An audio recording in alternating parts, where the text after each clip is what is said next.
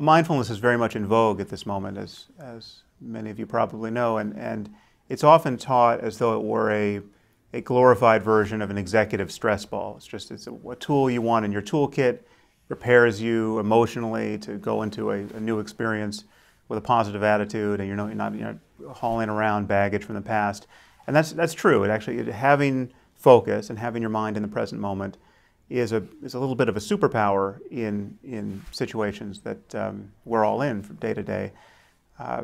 But that actually undervalues what mindfulness really is and its true potential. It's more like the Large Hadron Collider in that it's a real tool for making some fundamental discoveries about the nature of the mind. And one of these discoveries is that the sense of self that we all carry around from day to day is an illusion. And cutting through that illusion, I think, is actually more important than stress reduction or any of the other conventional benefits that are accurately ascribed to mindfulness. The enemy of mindfulness, and really of any meditation practice, is being lost in thought, is to be thinking without knowing that you're thinking. Now, the problem is not thoughts themselves. We need to think. We need to think to do almost anything that makes us human, to reason, to plan, to have social relationships, to do science.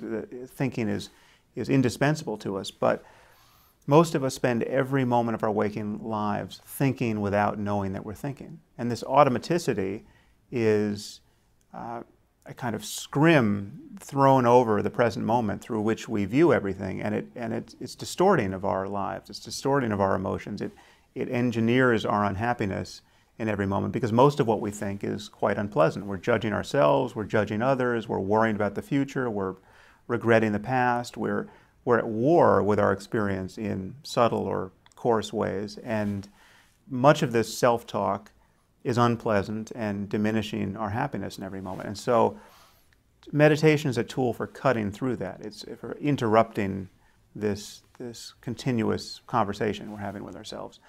So that in and of itself is beneficial. But there are features of our experience that we don't notice when we're lost in thought. So for instance, every experience you've ever had, every emotion, the anger you felt yesterday or a year ago, isn't here anymore. It arises and it passes away. And if it comes back in the present moment by virtue of your thinking about it again, it will subside again when you're no longer thinking about it. Now, this is something that people tend not to notice because we, rather than merely feel an emotion like anger, we spend our time thinking of all the reasons why we have every right to be angry. And so the conversation keeps this emotion in play for much, much longer than its kind of natural half-life. And if you're able, through mindfulness, to interrupt this conversation and simply witness the feeling of anger as it arises, you'll find that you can't be angry for more than a few moments at a time. If you think you can be angry for a day or even an hour without continually manufacturing this emotion by thinking without knowing that you're thinking, you're mistaken. And this is something you can just witness for yourself. This is an objective truth claim about the nature of subjective experience, and it's testable. And mindfulness is the tool that you would use to test it.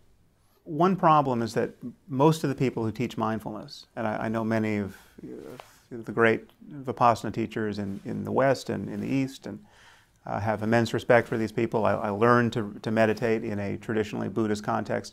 But most people who teach mindfulness are still in the religion business. They're propagating Western Buddhism or American Buddhism. Their connection to the tradition of Buddhism in particular is explicit, and I think there are problems with that, because if you are declaring yourself a Buddhist, you are part of the problem of religious sectarianism that is kind of needlessly shattered our world. And I think we have to get out of the religion business, that whatever is true about mindfulness and meditation and any introspective methodology that will deliver truths about the nature of consciousness is non-sectarian. It's no more Buddhist than physics is Christian. The Christians invented physics or discovered physics, but anyone talking about Christian physics clearly doesn't understand the significance of what we've understood through that means.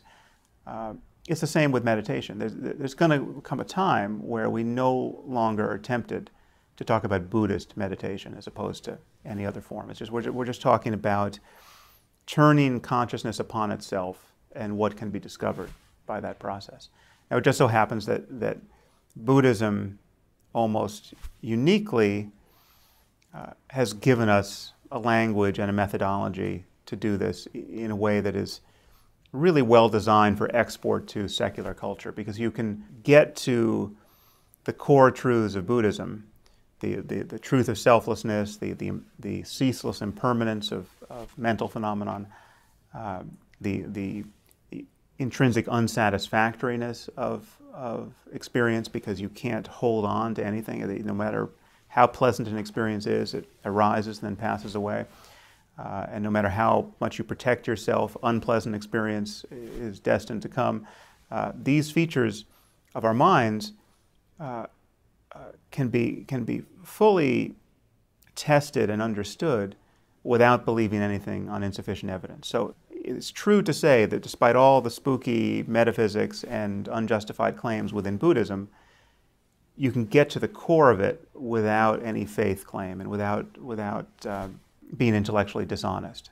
But it is intellectually dishonest, I think, to keep talking about these truths in an exclusively Buddhist context, because it's misleading. It subtly gives the message that in order to have rich, meaningful, important spiritual lives, we must somehow continue to endorse religious sectarianism. We must still frame this inquiry with an ancient allegiance to one accidental strand of human culture, as opposed to using all of the concepts and tools and conversations that are available to us in the 21st century.